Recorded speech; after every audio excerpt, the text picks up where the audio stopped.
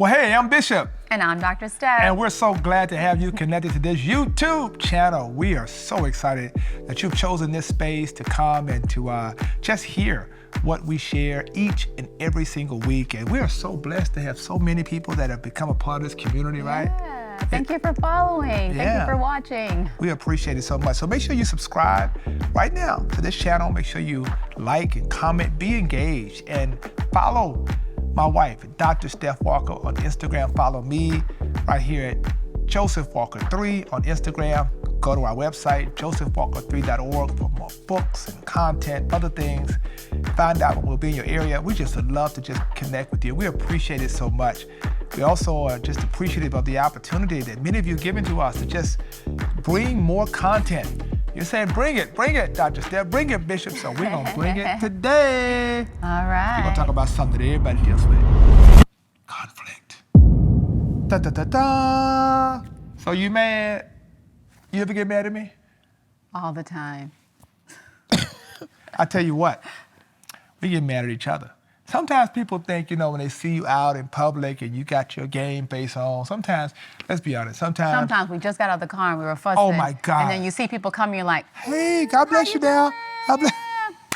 And then you mean mugging in the background. That conflict is real. And I think it's important to talk about that because I think every relationship is going to go through conflict. And I think it's important for us to address what our strategies have been in reconciling conflict, mitigating conflict. But I'll say first that it's really important for people to understand, especially when it comes to marriage. Marriage is work, right? And so I feel like one of the reasons that the divorce rate is so high today is because people assume that when you get married, everything's supposed to be perfect, and when you hit rocky roads, and that means something's wrong, or that means you're not supposed to be with that person, or that means you made the wrong decision in choosing a spouse. And the reality is, like, conflict I consider to be growing pains in marriage. Like, you're growing together, you're learning each other, sometimes you're at each other in disagreement, but out of that comes growth, especially when you're able to communicate. Now, and I mean, you might disagree with this, when it comes to relationships outside of marriage, I think you can pick and choose what kind of conflict you're willing to deal with. Yeah. If you think that this is on a pathway or a trajectory to a real long-term relationship in terms of being married together one day, then yeah, of course there's going to be hiccups along the road. But if you're constantly in conflict with someone and you're not even married yet, you might want to rethink whether or not this is the right relationship for you. So maybe that's the first point. All conflict serves a purpose. Yeah. Whether that purpose is to strengthen and grow a relationship, good. or whether it's to show you that this ain't the right it. situation. Right. And I think it's important because I think that when people have conflict, and we've had it often, I think it doesn't mean that something's wrong with the marriage. It just means that it's a part of the natural part of the course of growing in a relationship. And I think that sometimes people... as long as your good days outweigh your bad days. Yeah. And you're going to have that. And even as you're watching this, you may say, but I'm mad at my significant other. I'm mad. We fuss all the time. We do this. It's because maybe this is an opportunity for you guys to do what we want to recommend has been our sweet spot when we've had conflict. And it is this. Number 2, the power of communication. Yeah. We have been blessed to be able to talk it out. Yeah. I think that's definitely one of our strong suits. Like, early on in our marriage, I feel like our core values were and have always been in alignment, but I think how we execute on those values or the vision that we had in our respective minds on our marriage didn't always line up. And when it didn't line up, we would frequently find ourselves at odds and either arguing or fussing or playing like verbal tennis back and forth, arguing.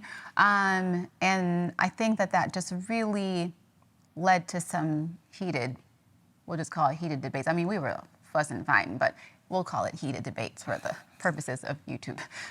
And communication is so important because communication is one of those things I think that contributes greatly to divorce. Yeah. Lack of communication. And I think that it's incredibly important to understand that communication is a process. Yeah. We talk about this in our book, right? Of how men communicate, women communicate. You know, this idea of process, you know, and period. You know, we talk about this all the time. A man, when he communicates often, he puts a period behind it. You okay? What's going on? Okay, I'm sorry. So he feels like he's fixed it. He puts a period behind it, and he moves on to the next thing. The woman, on the other hand, she has to process that thing. Yeah. And so you put a period behind it, you've moved on, guy, and then you're in the car with her, and it could be 3 months later, and she's still looking at you with, Sideways. and you're like, what's wrong? Well, I just think we was talking about what happened in February. You're like, that was 3 months ago. Because she needed time to process it, right? So understanding each other's communication style is key. Yeah. And knowing when to communicate and how to communicate. And let's be honest, we had to learn that, right? Yeah, We kind for of communicate in very interesting ways, right? I think it's important to do that. And I think when you have conflict, you've got to be honest about the need to communicate, to not allow that thing to simmer. Because if you let that thing internalize, here comes the third thing. Here it comes. Well, I would say before we get there, when you said don't let it simmer, like someone once told me, you know, never go to sleep angry. And I feel like there's some truth to that. That's I don't Bible. know where that That's came Bible. from. Well, That's there Bible. you go. Yeah, There you go. don't let the sun go down on your wrath. Yes. Don't let the sun go down on your wrath. And I think that's important because, you know, when early on in our marriage we would fuss, and then he would go to his office and I would go to the bedroom and we would close the doors and like we would just be so frustrated. But then one of us would always, like 99.9% of the time, walk to the other room where the other person was and be like, okay, like this cannot be this way. Like, we don't have to agree, but we do have to figure out how to understand each other's perspective. It just happened. Why you down? We fell out. And I said, I'm out. I went to the other room. Oh.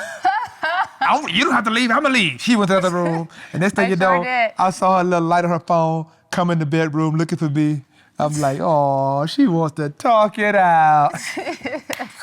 So this happens, guys. It happens, Still, man. even to this day. Even to this that day, was like man. a couple days ago. Yeah, right? It's so real. So, I mean, you know, this thing, it happens. And, you know, I think that, again, as I mentioned about the third thing, is be careful that you don't internalize because you give space to imaginations. Because when you don't talk it out, your imagination, oh my God, you start making a assumption. So, you know, the devil is really clever, right? Like, one, he's not gonna play tricks on your mind when everything is going great because he knows that he has no access because you're in a great mood, you're in, you know, in like, it's, you know, one thing to be in love and to get married, but you actually have to be in like to stay married. You have to like your spouse on a regular basis, right? Like you can love someone and not like them. We have those people in our lives. And so it is important that you like the person that you're with, okay? Where was I going with that? Yeah, as the idea that about internalizing and imagination, So when you are at conflict, so when you, what do you say? Like when you're hungry, angry, lonely, tired? Halt. Hungry, angry, lonely, tired. Those are when the devil will gain access to your mind, right? And so we're talking about conflict here. We're talking about angry. So when you're angry, the devil will play tricks on you. Well, that reminds me of when so-and-so who has nothing to do with your spouse did the same thing to me, right? And this is how that turned out. Or, you know, does that mean that he's doing the same thing? Or does that mean this? Or, you know, the devil will say, well, the way that he looked at you, he meant, well, that's nothing, right? But perception unchallenged becomes truth. And so one thing that I have learned is, one, knowing how the devil plays tricks. Right. I used to be like, I'm going to sit over here and fester and then let him guess what I'm thinking. Now, if I have something in my spirit, I'm just going to say it. Hey, is this what it is or is it not? Is this what's going on or is it not? Because this is what I'm feeling and this is what I'm sensing in my spirit, or this is what I'm feeling or thinking.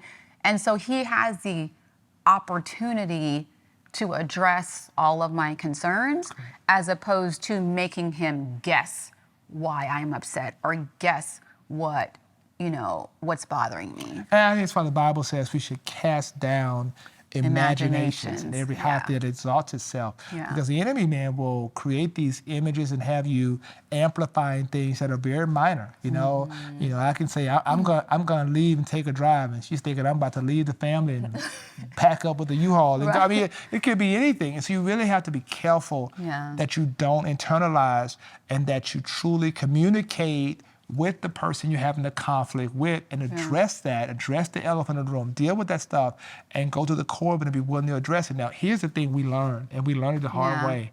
Yeah. Yes, that, but before you say that, if I could just say, you know, he said making sure that you're going to that person. I think that's where you're going. That's exactly where I'm going. That's exactly where I'm going, because it's the next principle, and please write this down.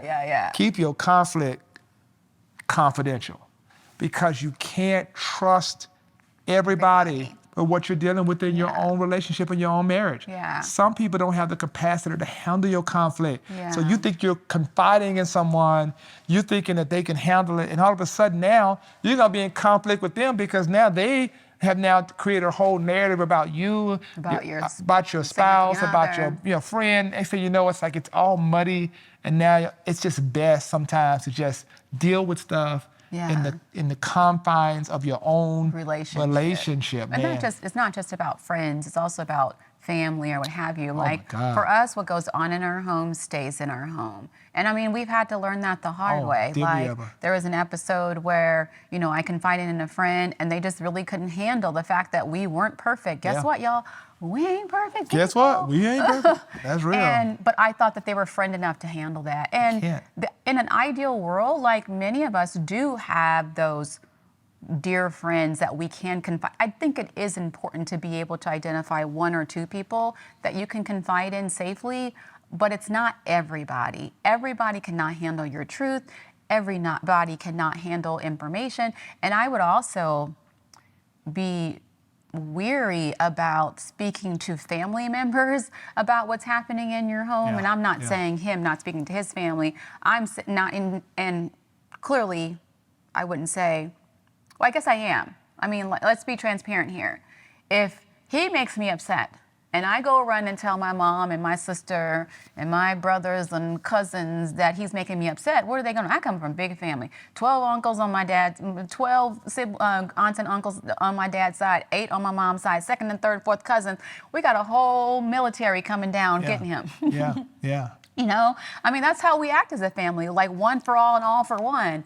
But then I've made up by the time they get here, but what chaos has that caused in their relationships? You know what I mean? And so just being mindful of making the main thing the main thing. So the main thing is your relationship with your spouse. So allow that to be the avenue of communication as opposed to bringing everyone into your situation. One of the things that is very important in conflict, and I really believe this with all my heart, and maybe you should write this down, is that don't make permanent decisions in a temporary situation. Some people just throw the baby out with the bathwater. It's over. Our marriage is going down the drain. Forget it. I don't want to deal with this. I want a divorce. You got to work through this, man. Conflict is real. It's nothing wrong with it. You're going to have it. We're in this forever. The fact is, you saw the first episode. We introduced ourselves. We talked about being in a box, a relationship. And we meant it. We meant that. And so you're going to have days, man, that you're going to have, very serious conflicts about, what should happen, how you should do this, about, we have conflict about schedule sometimes, about can I do this or that? You're going to feel control. You're going to feel a person's not supportive. And as you talk that stuff out, you realize how small that thing was. You start realizing, man, we were about to make this a real big deal.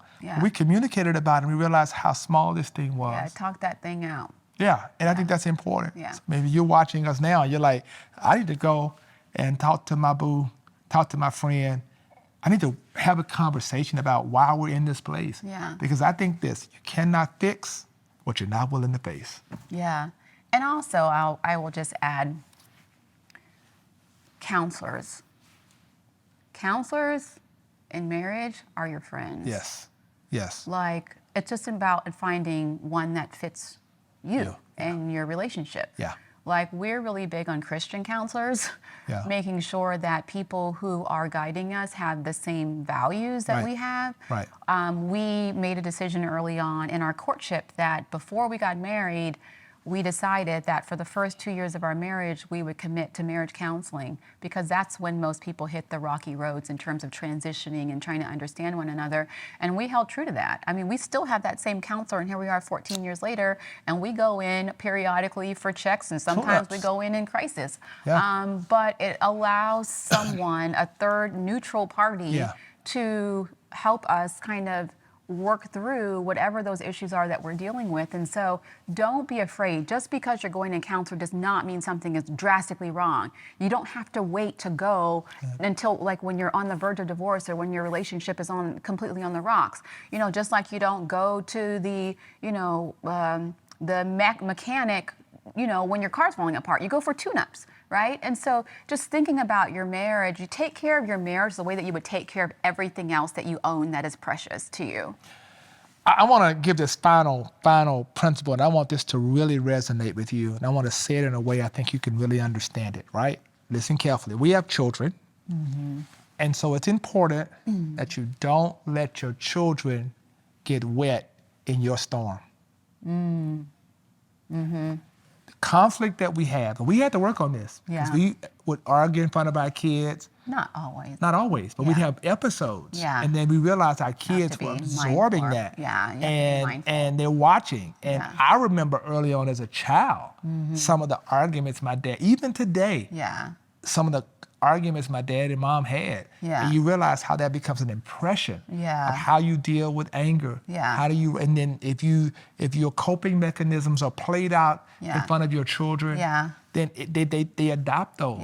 And so it's important. It's like generational. Generational dysfunction of anger, management, etc. But I would say on the flip side, I think it's tremendously important to still have disagreements in front of your children. Because otherwise, they grow up in a home thinking, my parents are perfect, and I want a perfect relationship with my parents. And when they get into conflict in their relationships, they assume, well, this isn't right, this isn't normal, this is not what was modeled for me, and there's something wrong, right? Versus, so we will have debates and heavy conversations in front of our kids. Obviously not detailed and, keep it PG, but we also make them suffer and watch us make up. Right? And so we'll go and give each other kisses and hugs, and our kids are like, they hate it. Oh, no! Don't do it. But it's important for kids to understand that just because your parents disagree, it doesn't mean they don't love each other. It doesn't mean that they don't respect each other. And it doesn't mean the marriage is over.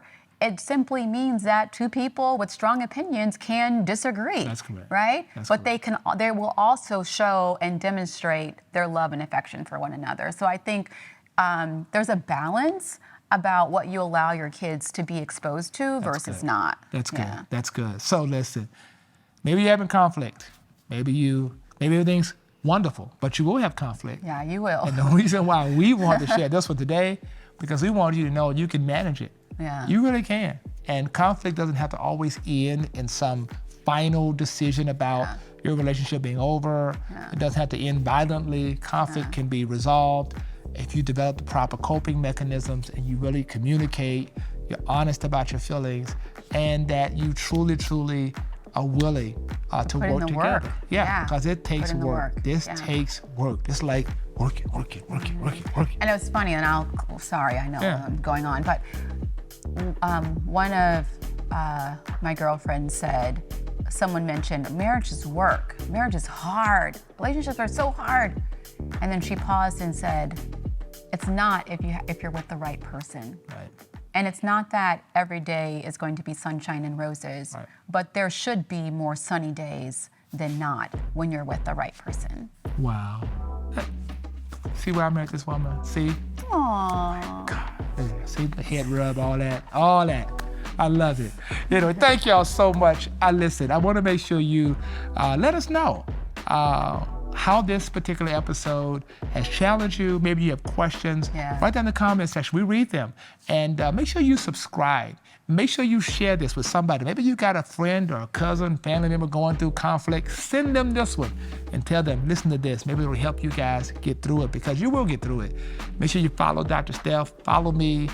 Make sure you go to our website for all content, information, etc. We appreciate you so much. And thank you for tuning in once again to our life, our journey, and our truth. I'm Bishop. And I'm Dr. Steph. We out. Peace.